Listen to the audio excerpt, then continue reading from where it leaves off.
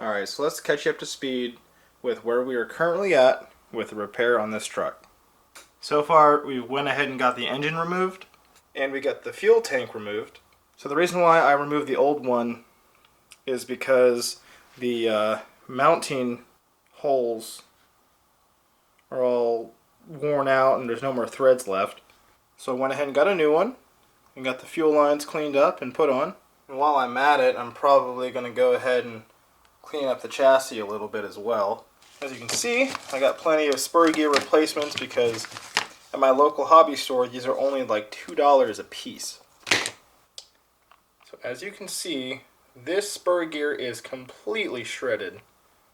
So this is the engine that came off the truck,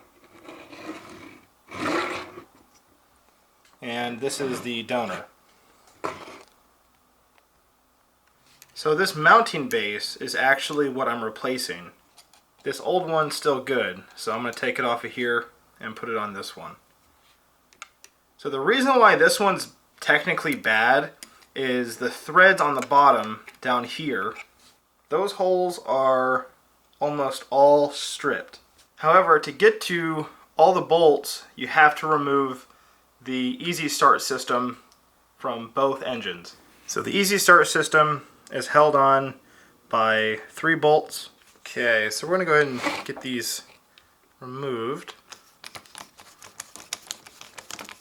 Okay, so I got all 3 mounting bolts for the Easy Start system taken off.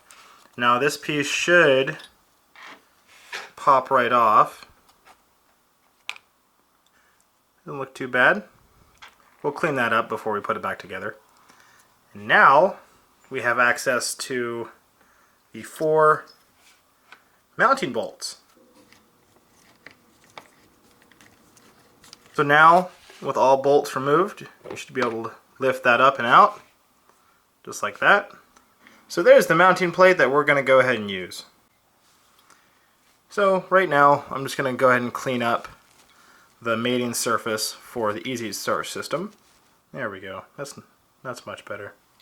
And actually, I think what I might do is take this apart and just kind of take a look at it, see how it's doing. It's held together with these 3 bolts.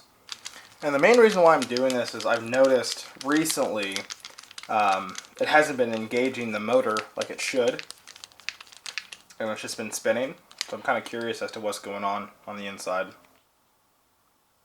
And it does. See? You got the planetary gears here, and the other gears in there.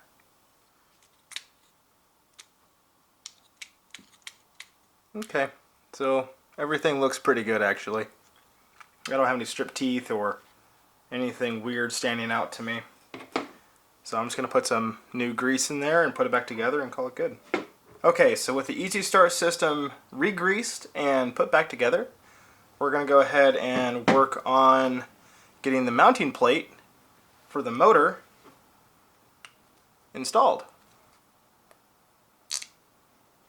Oh my god. Okay, so we got all 4 bolts installed with the Loctite, so hopefully now they don't back out anymore. Alright, so let's go ahead and get this spur gear taken care of.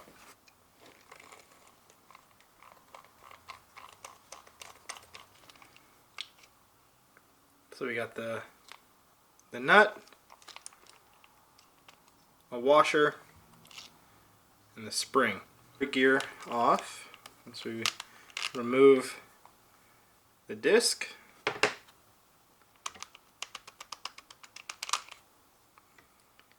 As you can see, this thing is pretty messed up. Okay, let's go ahead and get the new one out. Now it just slides back on. Let's get the disc back on there.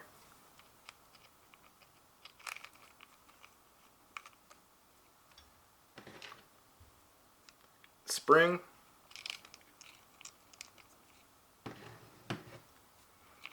The washer. And the nut. Okay, so I got the motor reinstalled. I got the gear mesh set up right where it needs to be. I used Loctite on the mounting plate as well as the actual mounting bolts themselves. Now the only thing left to do is to get the new fuel tank installed, get all the wires and connections back where they're supposed to be, and fire it up. Okay, got the new fuel tank installed.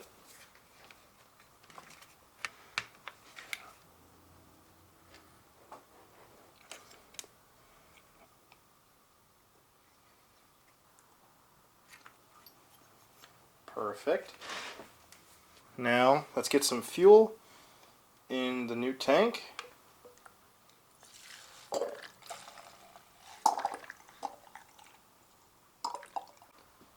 Alright, so you got the motor reinstalled, got the Spur gear installed,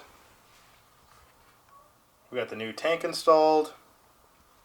Now, the last thing we have to do is actually test it and see if it actually works. So, let's get our easy start system. All right, let's give it a go.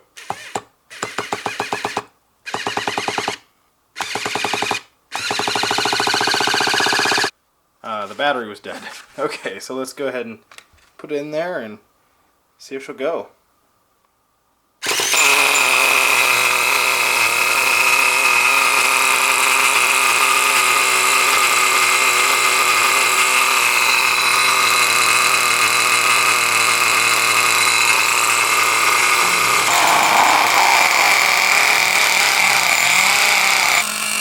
Gotta let it warm up a little bit.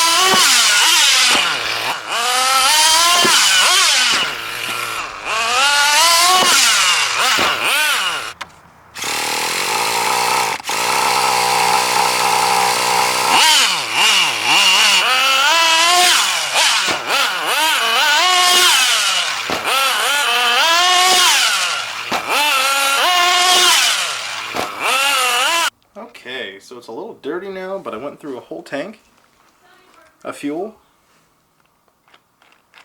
and everything is holding up pretty good.